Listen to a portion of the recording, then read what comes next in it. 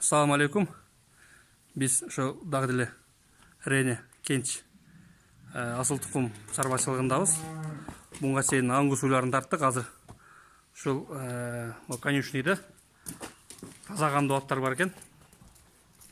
Ушуларды дагы тартып, Айбек беке, assalamu алейкум дагы бир жолу. Ассалам. Дагы учурашып көрөлү, арзанчылык болсун.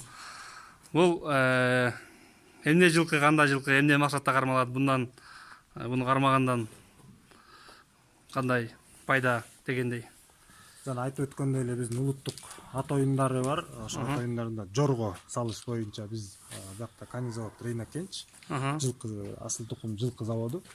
Силердин алдыңарда турган Космос деген айгыр бул кыргыз менен казактагы абсолюттук чемпион 2010дон 2013-жылкы 14-жылга чейинки убакыт аралыктарда чемпион болгон айгыр. Анан биз негизи орус таскак, американ таскагы, Италия жана Франциянын таскактарын бияка Кыргызстанга алып келип, бияктан баягы аргындаштырып, анан ошолордон төл алып, анан биздин атка кызыккан жарандарыбызга жайылтуу максатында кармайбыз да буларды дагы. Бул азыр канча жашта бул? Бул азыр 12 жашта, азыр тукум гана берет. Только төл аласыңар, Төл алабыз.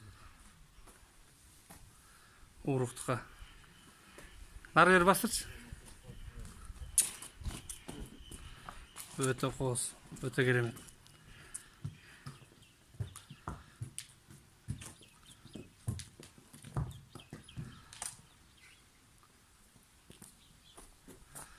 Булардан сатыла турган жок го беке?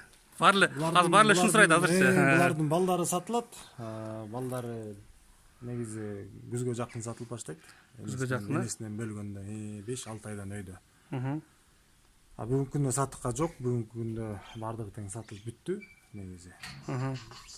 Бирок баягы биздин жазга ат оюндарына дайындалып аткан аттардын сатыла тургандары бар. Азыр бар, алардын базаларын көрсөтүп, өзүн көрсөтүп, балаларын көрсөтүп койсок болобу? Көрсөтсөк болот, бирок бир эки баш көрсөтсөк. Бир эки баш көрсөтүп коелу. Пример, Кайсысын алып жатасың, Бату? Оозунан тартып коеюн,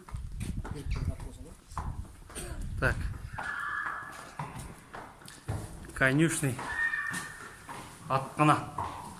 Эми аткана дегенге бул аткана эмес да бул.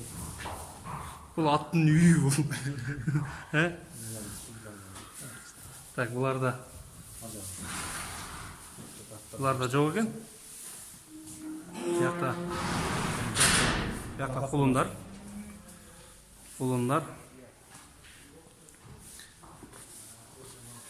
Тамамдай.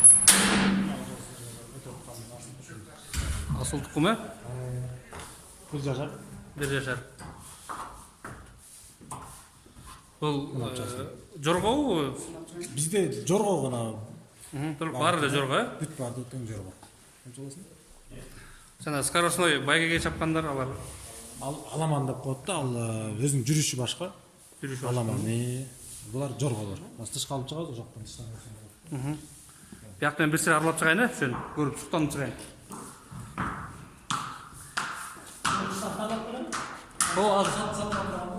Сатыла турган ошо сыртынан тартат. Молар бир сыйр көрүп чыгайын мен, Ушунча келдим. Сонун достор.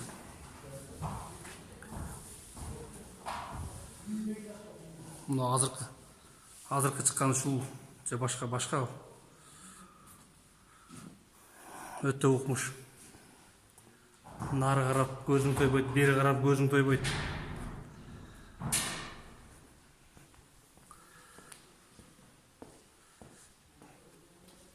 Момдой болгон кооз. Аягын арбай коюн ушундай.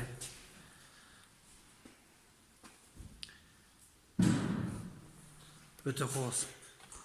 Тургандары кереметтим эле.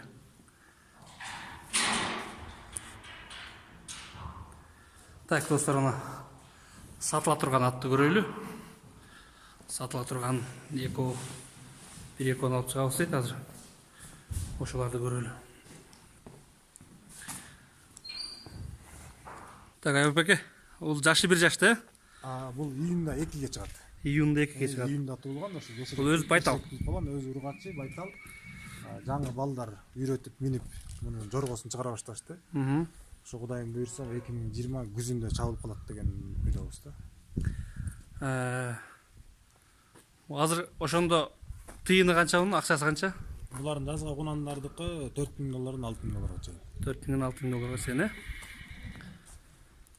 Нар айлантырып койгучу. Порода эмне порода болуп калды ошондо? Жана Булар таскак жылкысы, бирок бизде бул таскак жылкысын ошо жорго жүрүшкө коюп, анан аябай ылдамдыкта чабыла турган жорголор да булар. Булардын канында Американын каны бар, орус таскагынын каны бар. Анан ар бир баягы энеси каяктан келген, атасы каяктан келген, ошого жараша биз кандын айтабыз да. Бирок мында өзүндө таза атасы таза Американыкы, энеси болсо орус таскак. Орус таскагы. Bunun boyu kança olup kaldı? 1,5 barбы? Boyu 1,50 бар калат го, 1,50. Өтө чоң эмес, анткени жаш. Өзү жаш, дагы ошот бул. Туяк. Өзү жылкы заводу болгонуна байланыштуу биз ар бир бээни жана айгырды ошо бири-бирине келиштирип, сөөгүнө, баягы ылдамдыгына, канына жараша коебуз да. Баягы үрдөтүп эле кое бербегенде эмес, бирок ар бир кайсыга туура келет. Балким бирөөнүн ылдамдыгы азыраак болсо, ылдамдуураак айгыр коебуз. Же болбосо тескерисинче. Же болбосо бирөөнүн сөөгү жукараак болсо, чоңураак айгырды коебуз, ушундай да. Бирок баардыгы тең тектүү. Ошо формасын, фигурасын кармаганга, тышкы көрүнүштө ошо экстерьер деп коет да, ошо экстерьердин бээнин экстерьерине, анан айгырдын экстерьерине жараша кое беребиз. Дагы барбы? Дагы экинчи тапчыбыз же болду? Корнап чалсын да. Биз аны айтып өткөндөй Космос абсолюттук чемпион айгырыбыздын азыр баласын алып чыгып көрсөтөбүз. Жазга кунан алда.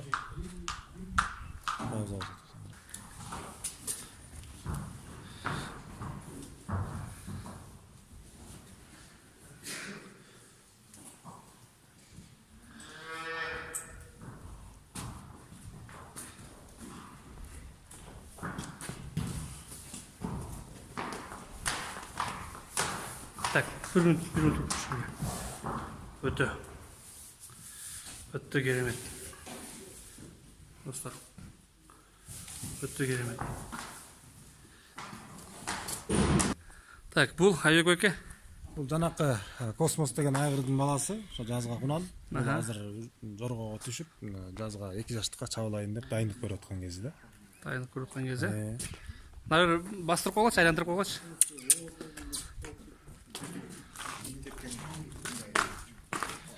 Oyun salып зеригип калтырдыңар. Бул жаштардыкын артына оор кылып коет да, эмнеге дегенде баягы арым астыңкысын алысыраак ырытканда, анан арткысы менен кичине кадам алысыраак келет да, салмак келет. Анан кийин өзүнүн жоргосу такшалгандан кийин достор. Өтө жакшы. Көкүрөктөр, буттары, туяктары.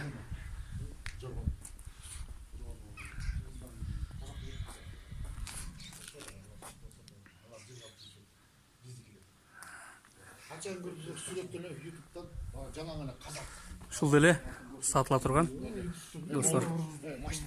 Машина менен жарышып. азак Жаманан ошону жок ошону көрсөтүп анан өзү чыгарыш керек. Мына биздики мына келип турат.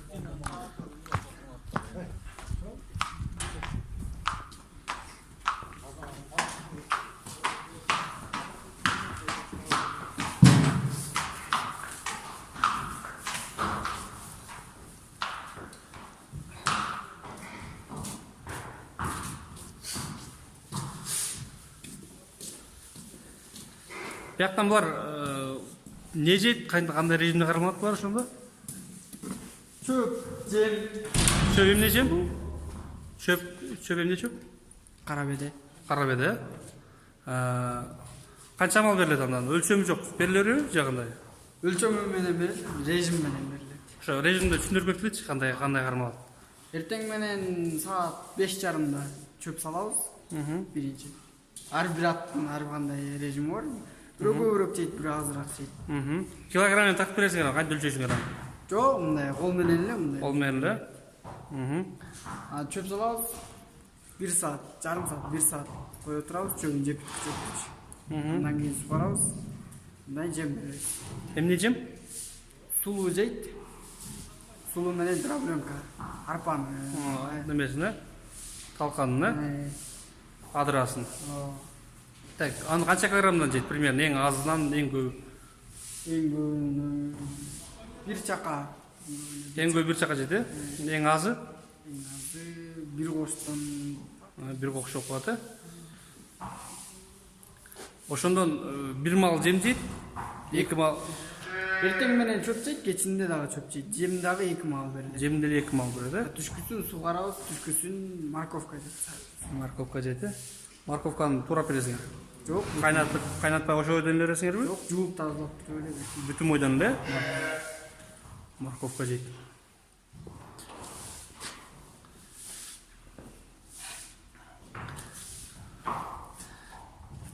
Деги ат бакканда айтып койчу, ат бакканда кыргыз деги эле ат менен эмес го. Деги ат бакканда сезимдерди түшүндүрүп койчу.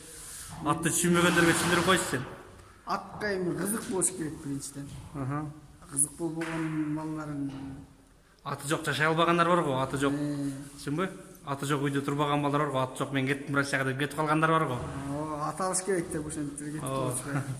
Мейли, рахмат чоң. Ишиңерге ийгилик, бар болгула. Так, достор. Ат корум тартайлы азыр.